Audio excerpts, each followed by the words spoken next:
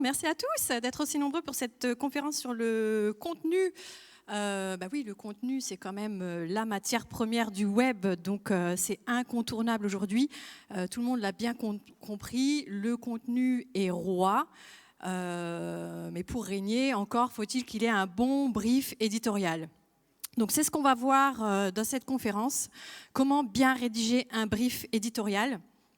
Donc alors, si je vous parle de contenu, c'est parce que je travaille pour une plateforme de rédaction de contenu qui s'appelle Textbroker depuis 2013.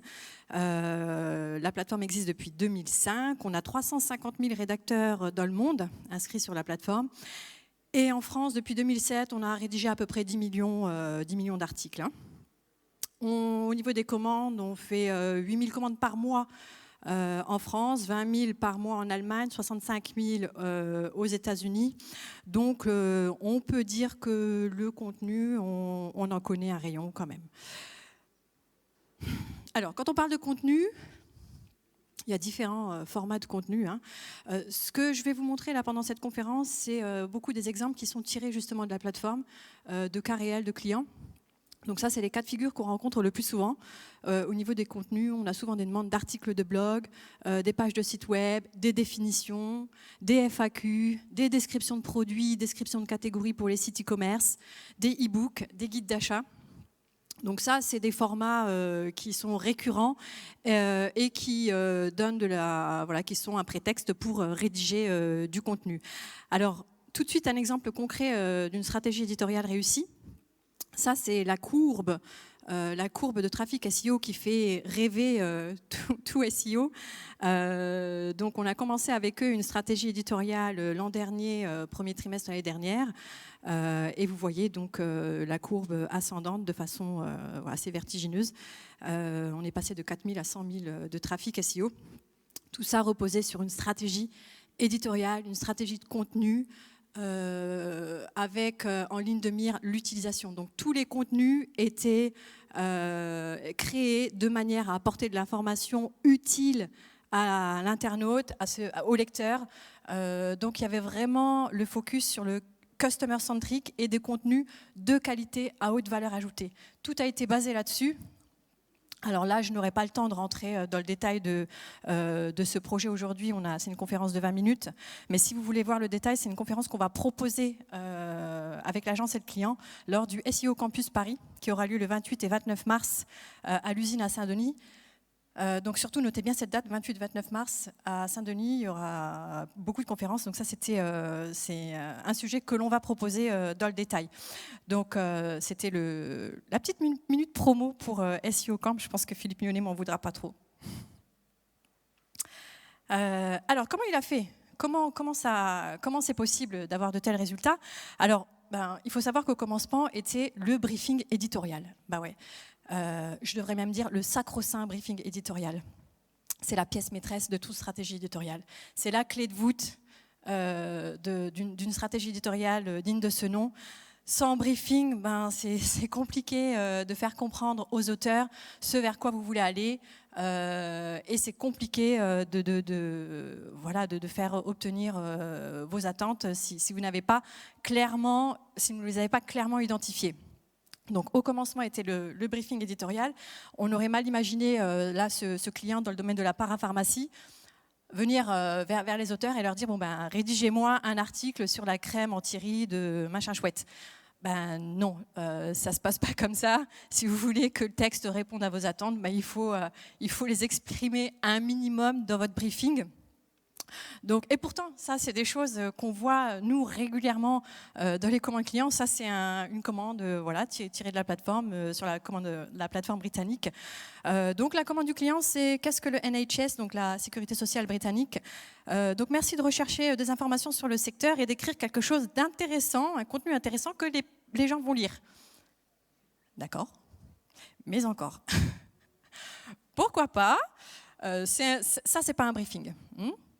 Il y en a qui ont essayé. Donc c'est comme si vous alliez dans un magasin de vêtements, vous avez besoin d'un pantalon, vous demandez un pantalon. Vous pouvez avoir ça. Je ne sais pas, c'est peut-être ce que vous attendiez. Bon. Si vous allez dans un magasin de chaussures et que vous ne décrivez pas de quelles chaussures vous avez envie, bon, vous risquez d'avoir ça. Bon, dans certains pays, c'est la mode, il paraît.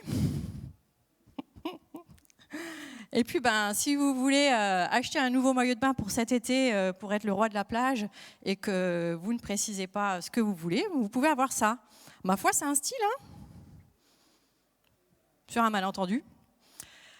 Donc voilà, le texte, c'est pareil. Si vous ne précisez pas quelles sont vos attentes, ce que vous attendez, vos besoins, vous risquez d'avoir un résultat qui soit complètement à côté de ce que vous imaginez. Donc, quelles sont les best practices? C'est ce qu'on va voir. Voilà, exprimez clairement votre besoin. Je vais le répéter 10 fois pendant cette conférence, mais c'est tellement ça, c'est tellement juste le sujet.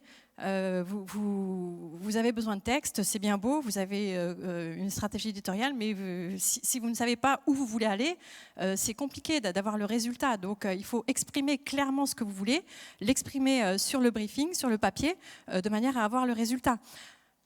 Parenthèse étymologique, le briefing vient de l'anglais. Brief vient de l'anglais briefing, j'ai dit briefing depuis le début, donc un anglicisme, qui veut dire instruction, qui vient aussi du français bref et du latin brevis, bref, court. Voilà, donc un document qui soit synthétique, ça ne sert à rien d'en faire des tonnes. On doit pouvoir tout de suite aller à l'essentiel, le rédacteur doit comprendre assez rapidement sa mission, donc il faut que ce soit concis. Tout en étant suffisamment détaillé. Donc il faut trouver le juste équilibre. Hein. Mais le briefing, c'est pas un document qui fait forcément 10-15 pages. Hein. Ça peut tenir en 2 pages, 1 page. Pour certains, il n'y a pas de règle. Il faut vraiment que ce soit clair et concis. Ce que doit contenir un bon briefing.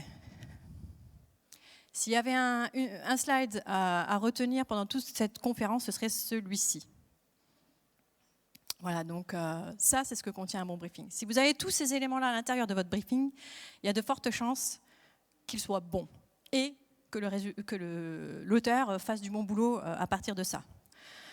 Premièrement, parlez de vous. Ben oui, vous avez un projet. Qui vous êtes? Quelle est votre entreprise? Quel est votre univers? Quelles sont vos valeurs? Votre identité, votre ADN? Tout ça, ça doit retranscrire, ça doit apparaître dans le briefing. Quelle est votre proposition unique de valeur? En quoi vous vous différenciez? Quel est votre ADN? Trop de clients oublient de parler d'eux. Quand ils demandent client, j'ai besoin de texte, ils oublient déjà de démarrer par qui ils sont. Donc ça, c'est important. Le contexte. Dans quel contexte intervient la demande de rédaction de contenu? Est-ce qu'il s'agit d'un lancement d'un nouveau site? Est-ce qu'il s'agit d'une refonte? Vous lancez un nouveau produit? Une nouvelle gamme? Vous faites une levée de fonds? Voilà, il y a plusieurs raisons qui peuvent vous pousser à vouloir faire une stratégie, à vouloir vous lancer dans une stratégie de contenu. Expliquez quel est le contexte brièvement, toujours brièvement, de façon concise. Ça ne sert à rien de faire une page sur votre entreprise et le contexte. Hein, c'est toujours bref. Les objectifs. Ah oui, vous pouvez avoir des objectifs bien précis. Ça peut être objectif de vendre certains produits, ça peut être objectif d'améliorer votre notoriété, votre image de marque. Ça peut être des objectifs qui sont concomitants, hein, ça n'empêche. Hein, mais précisez-les à l'intérieur du briefing. Très important, la cible. Quelle est votre cible? Vous avez tous entendu parler des personas. Créez votre persona. Qui est votre acheteur type? Est-ce que c'est une femme? Est-ce que c'est un homme? Est-ce que c'est un naturophile, un technophile? Le rédacteur ne va pas s'adresser de la même façon en fonction de son lectorat. Donc le message sera différent. L'axe de communication sera différent. Donc c'est très important de préciser quelle est votre cible pour que le rédacteur puisse ajuster sa ligne éditoriale dessus. La destination. Voilà, pourquoi vous écrivez du texte? Est-ce que c'est pour votre site web? Est-ce que c'est pour un blog? Est-ce que c'est pour les réseaux sociaux? Est-ce que c'est pour des pages catégories, des pages produits? Précisez ça, le ton ne sera pas le même. Et en fait, tout ça, c'est très logique. Hein.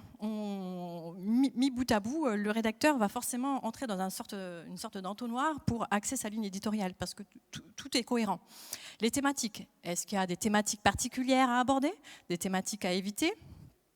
Le style, le ton, donc là encore, qui va découler un petit peu de tout ça. Mais précisez-le, est-ce que vous voulez quelque chose de purement informatif, quelque chose de journalistique? Est-ce que vous voulez un ton qui soit plutôt jeune, ludique, décalé? Précisez-le à l'intérieur du briefing. Des règles de rédaction. Vous avez peut-être une façon d'écrire le nom de votre marque. Le rédacteur peut ne pas le deviner en fait. Donc à vous de préciser, est-ce que ça doit être une marque en majuscule, avec un tiret si c'est un nom composé, en gras, voilà, des règles spécifiques, des abréviations que vous utilisez. Si vous avez un jargon particulier, avec des règles de rédaction particulières, ça doit apparaître dans le briefing. Il y aura quelques exemples après. Les règles d'optimisation SEO, donc là encore, vous ne pouvez pas juste demander aux auteurs de vous rédiger un texte optimisé pour le SEO, ça ne veut rien dire.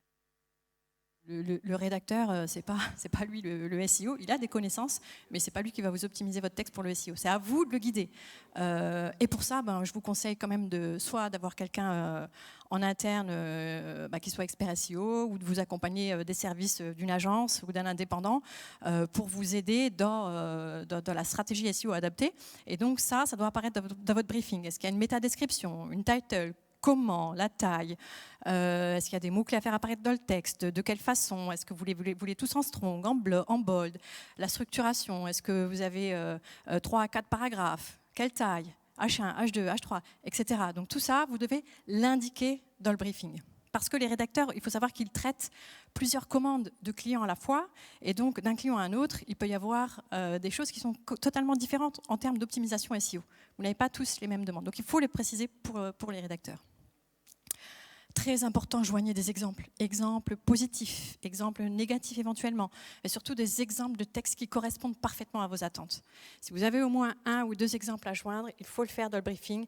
C'est crucial pour le rédacteur. Il saura beaucoup mieux axer son message et beaucoup mieux peaufiner sa ligne éditoriale à partir d'exemples. Et bien évidemment, faites-lui gagner du temps si vous avez des sources. Par exemple, là, notre client de la parapharmacie avait des sources à nous communiquer pour que les rédacteurs rédigent plus facilement sur les produits, qui étaient quand même des produits issus de la parapharmacie à une certaine technicité. Donc voilà, on avait des sources à aller consulter prioritairement. Et en même temps, ça vous évite, ça évite que le rédacteur aille sur des sites ou des sources d'informations que vous ne considérez pas comme étant légitimes ou comme faisant autorité. Donc ça permet d'être sûr que les sources sont les bonnes. Si vous les avez, voilà, vous êtes les mieux à même de connaître votre entreprise et de connaître les sources auprès desquelles on peut aller se renseigner, mettez-les sur le briefing. Ça fait gagner du temps à tout le monde, ça évite des allers-retours inutiles, parce qu'après, le texte arrive, il ne correspond pas, vous renvoyez, etc. Tout le monde perd du temps. Donc, mettez-le une bonne fois pour toutes, dès le départ de votre briefing. Voilà, tout ça, c'est ce que je viens de dire, en fait, donc on passe. Quelques exemples.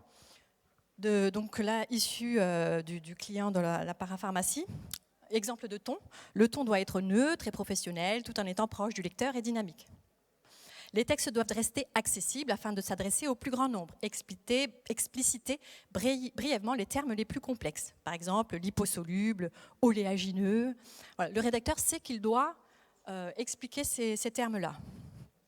Il est possible d'interpeller le lecteur en utilisant le « vous », privilégier le présent, éviter le futur. Voilà, ça c'est des exemples de ce qu'on peut avoir sur un briefing et voilà, qui guide clairement le rédacteur.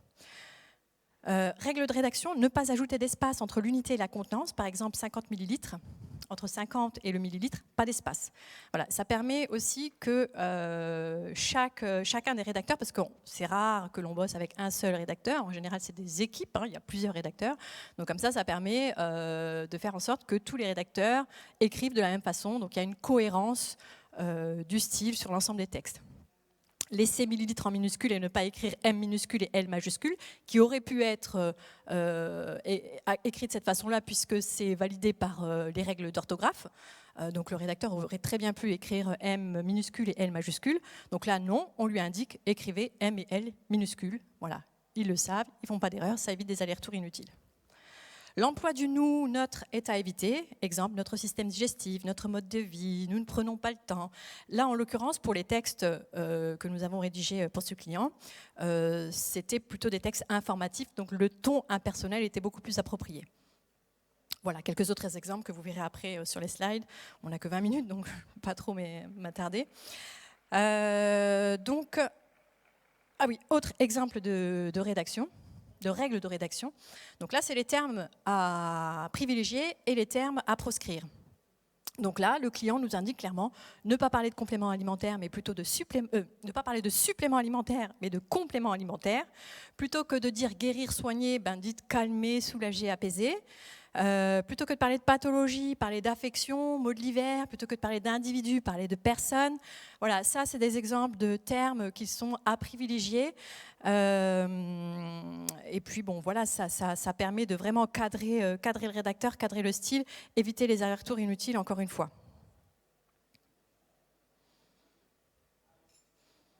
Vous devez, il faut, utiliser plutôt il est recommandé, conseillé.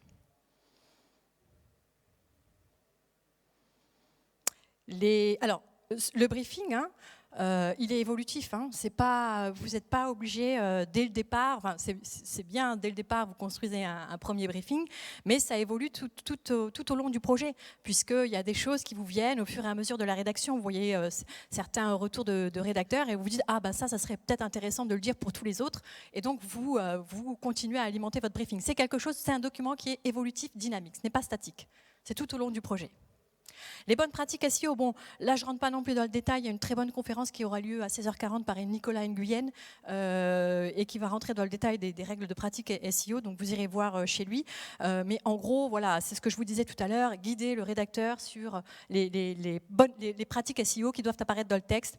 La title, là c'est un exemple d'article de blog type optimisé pour le SEO avec des recommandations, par exemple une title qui fait 70 caractères, l'URL courte avec des mots-clés séparés par des tirets, la métadescription, la taille de la métadescription avec les mots-clés à l'intérieur, des questions dans la métadescription pour ressortir sur les rich snippets.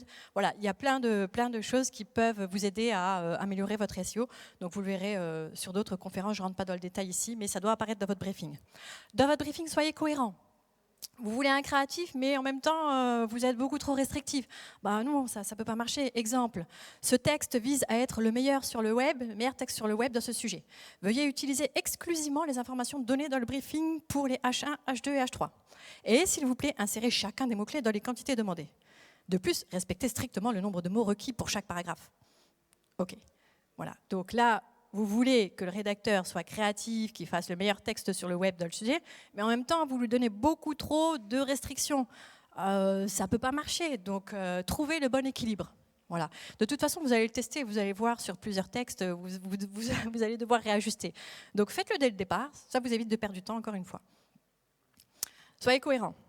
Ça, c'est un exemple de texte, vous voyez toutes les couleurs là sur le texte et les mots-clés. Voilà, je ne vais évidemment pas vous le lire. Mais en gros, voilà, quand vous lisez le texte, il est totalement indigeste. Et ça, c'est une demande client. Donc, en fait, vous voulez quelque chose de fluide, agréable à lire, mais vous demandez des mots-clés qui représentent à peu près 50% du texte. Bien. Non, ça ne peut pas marcher. Impossible. Donc, soyez cohérents. Et en plus, c'est vraiment pas bon pour le référencement. Donc, je crois que vous allez l'entendre toute la journée aujourd'hui. Donc, ça c'est vraiment un exemple client qui... Voilà. Soyez logique. Dans votre briefing, ne faites pas des demandes qui soient contradictoires et confuses. Exemple, accrochez-vous. La quantité de mots-clés indiqués est une quantité minimale. Les mots-clés doivent apparaître dans le texte exactement comme indiqué dans le briefing. Mais s'il vous plaît, ne les utilisez pas trop souvent. La liste de mots-clés indique Paris 5 fois, avec une fois dans ces 5 Paris avec enfant. Vous avez compris quelque chose, vous ? Voilà. Moi, je suis obligée de lire 10 fois. C'est moi particulièrement, mais je dois lire vraiment 10 fois pour comprendre. Donc, imaginez, rédacteur. Ne faites pas de demandes contradictoires et confuses. C'est pas bon. Ça, c'est pas bon. Soyez réaliste. Ben oui, on ne peut pas tout avoir. Sympa, le fauteuil. Qui le veut ? Exemple. Ça, c'est une description réelle. Toujours, c'est des cas réels qu'on voit passer sur la plateforme. Ça, c'est une description de produit pour des meubles design. La longueur de l'article doit être de 80 à 100 mots. Le ton doit être drôle, style décontracté. Veuillez expliquer la forme et l'origine des meubles et aussi les faits les plus importants sur le produit. Voilà, tout ça en 80 à 100 mots. Voilà, voilà. Bon courage, rédacteur. Il y a des rédacteurs de la salle ?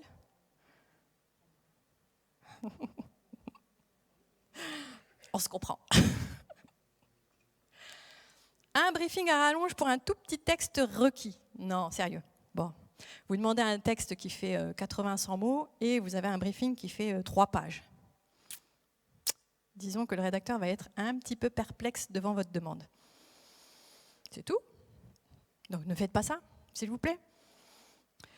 Soyez réaliste, faire une demande exigeante à un auteur que vous ne connaissez pas. Exemple, merci de rédiger un article d'expert sur l'assurance décès. Déjà, l'assurance décès, c'est pas fun le sujet, il faut se renseigner et tout. Taille 800-900 mots, temps de traitement 1 jour. Voilà, bon, alors ça, c'est quelque chose, vous pouvez demander à un rédacteur un truc comme ça, mais un rédacteur que vous connaissez, que vous avez déjà fait travailler sur un certain nombre de textes sur votre projet, mais pas tout de suite de but en blanc sur un rédacteur que vous ne connaissez pas. Et ça, c'est des trucs qui arrivent, hein. Des clients qui passent des commandes à des rédacteurs qu'ils ne connaissent pas, de ce type-là.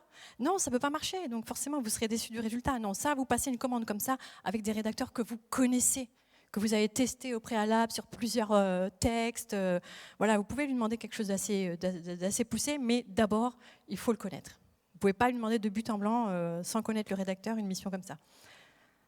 Ah, disons que c'est jouer à pile ou face, quoi. Ou à la roulette russe, ça dépend des jeux que vous préférez. Oh, ah oui. Soyez précis. Vous demandez un style journalistique, scientifique, une qualité élevée. C'est bien, mais il faut aller un peu plus loin, parce que le rédacteur, il peut penser à un article de chez Science et Vie, et alors en fait, vous ne pensez pas à ça, vous pensez à un article plutôt du style magazine santé. Voilà, il peut y avoir confusion, il peut y avoir des malentendus, donc la meilleure façon d'éviter les malentendus, c'est tout simplement de préciser un peu plus votre besoin, vos attentes. Et comme je le disais tout à l'heure, donnez des exemples, un exemple de texte positif, et là, vous êtes sûr que vous allez guider correctement le rédacteur. Et puis, bon, oui, last but not least, hein, comme on dit, soyez poli, voire sympa, coûte pas plus cher. Vous pouvez dire à l'auteur comment vous souhaitez que le texte soit, mais ne lui dites pas comment il ou elle va faire le job. Faites quand même confiance au rédacteur, c'est leur job. N'expliquez pas ce qui est évident, écrire sans faute. Bon. Considérez que l'auteur sait quand même ce qu'il fait, et soyez cordial quand vous vous adressez aux auteurs. Ce sont des humains, on est tous des humains, donc c'est toujours plus sympa de travailler avec un client qui est poli, cordial. Et si je le mets là, c'est qu'on a le cas sur la plateforme, quoi. Donc c'est des choses qu'on voit, des tons qui sont un peu secs, condescendants ou des choses comme ça. Donc soyez sympa dans la vie, vous préférez toujours parler à quelqu'un qui a le sourire, qui ne tire pas la tronche, et c'est pareil sur la plateforme, hein, derrière, ça reste des humains et c'est toujours plus agréable de travailler avec quelqu'un qui est sympa. Sur la plateforme ou ailleurs, hein, avec vos rédacteurs, au téléphone, tout ça. Hein. Et pour conclure, on a bientôt fini, on arrive au bout des 20 minutes, hein, je respecte. Un bon briefing découle nécessairement d'une bonne stratégie éditoriale. Oui, si vous travaillez sur votre briefing, de toute façon, quand vous allez travailler sur votre briefing, vous allez vous poser tout un tas de questions qui rentrent totalement dans la stratégie éditoriale. Donc la stratégie éditoriale, c'est quoi? C'est exactement les questions que vous vous posez pour le briefing. C'est d'abord parler de vous. Qui êtes-vous, votre ADN, vos valeurs, je répète un peu mais c'est important, ce qui fait votre différence, votre promesse, le contexte, les objectifs que vous êtes fixés, la cible que vous souhaitez atteindre. Voilà, si vous voulez, on ne s'adresse pas de la même manière à un industriel, un jeune, un retraité, donc tout ça c'est la cible. La destination où vous allez publier vos textes. De là, vous faites votre recherche de mots-clés accompagné par un expert SEO, c'est mieux. Tout ça doit apparaître donc dans le briefing, mais aussi à l'intérieur d'un calendrier éditorial. Si vous parlez de stratégie de contenu, vous parlez forcément de quelque chose dans le temps, d'un calendrier. Ça ne peut pas être du coup par coup où je publie 20 textes dans 2 semaines et puis après je m'assois sur mon canapé. Non, c'est une stratégie, ça doit être sur une durée d'au moins 3 à 6 mois. Avoir une vision sur le long terme. Ça, on peut appeler ça une stratégie. Donc, inscrire ça dans un calendrier éditorial. Une fois que les contenus sont créés, vous les diffusez on-site, off-site, et ensuite, vous faites la mesure des résultats. Il y a tout plein d'outils qui existent aujourd'hui pour mesurer les résultats, et vous réajustez. Vous réajustez le tir constamment. C'est un cycle qui est sans cesse en mouvement. Hein, c'est pas quelque chose de statique, encore une fois. Votre stratégie, elle est sans cesse améliorée au fur et à mesure du temps. Donc un bon briefing découle nécessairement d'une bonne stratégie éditoriale. Donc travaillez aussi votre stratégie. Merci pour votre attention. Est-ce que j'ai le droit à des questions ou... Merci.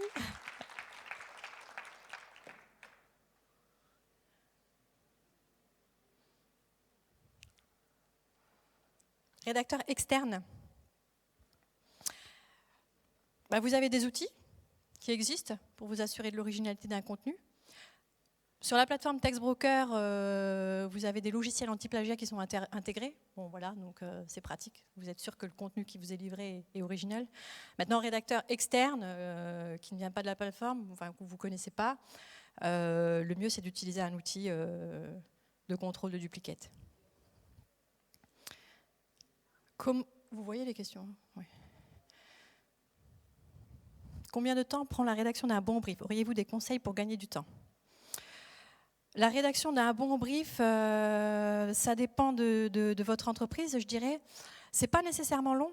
C'est pas nécessairement long. Vous reprenez la slide avec l'ensemble des points que j'avais mis, hein, la cible, les objectifs. Vous vous posez ne serait-ce qu'une heure pour réfléchir à ça. Vous avez déjà les bases. Ensuite, vous intégrez quand même vos collègues, parce que c'est vrai qu'il ne faut pas que ce soit fait tout seul dans votre coin. Si vous êtes, si vous travaillez seul ou en petite équipe, c'est plus facile, mais si vous avez une grosse équipe, c'est vrai qu'idéalement, il faudrait intégrer tous les services. Services marketing, services commerciaux, services informatiques. C'est bien de le faire avec l'ensemble de vos collègues, parce qu'il y a des informations qui pourraient être utiles, auxquelles vous n'auriez pas pensé. Donc ça peut prendre du temps en fonction de la taille de votre entreprise, en fonction des personnes que vous intégrez pour la rédaction du brief, mais les bases, vous les avez en quelques heures, vous avez un brief qui tient la route, hein. Et de toute façon, vous le réajustez aussi au fur et à mesure en fonction des résultats que vous obtenez. Quels sont les critères les plus pertinents pour décrire notre cible à un rédacteur, dans l'optique de rester bref sur ce point? Les points les plus pertinents pour décrire votre cible, je dirais les points les plus pertinents, c'est votre acheteur type. Toujours en fonction de, si vous vendez des produits, votre acheteur type. Voilà, et exemple, là on avait un client qui voulait un style, c'était dans les plantes par exemple, et qui voulait absolument un style décontracté, fun, et nous expliquer sa cible, le client type, c'est plutôt des trentenaires, quarantenaires, et un peu bobo. Désolée. Voilà, c'était ça, sa description. Ça a suffi, finalement, ça a suffi à axer le rédacteur. Et en fait, dans le premier texte qui avait été reçu, parce qu'il y avait eu deux allers-retours, on n'avait pas cette information-là. Et donc, quand on a fait les retouches en fonction de la précision sur la cible, un peu bobo, pour avoir le ton décalé, ensuite, elle nous a joint un exemple de texte qui allait avec, ça a suffi. Voilà, donc je pense que ça suffit de décrire un acheteur type, en fait, hein. Est-ce qu'il y a d'autres questions? J'ai tout fait là? C'est rapide. Bon, de toute façon, vous me reconnaissez, hein, j'ai des cheveux frisés, je suis là, pas loin, donc si vous avez des questions, n'hésitez pas à m'interpeller. Vous voyez, je suis sympa, j'ai le sourire. Merci. Merci Zora.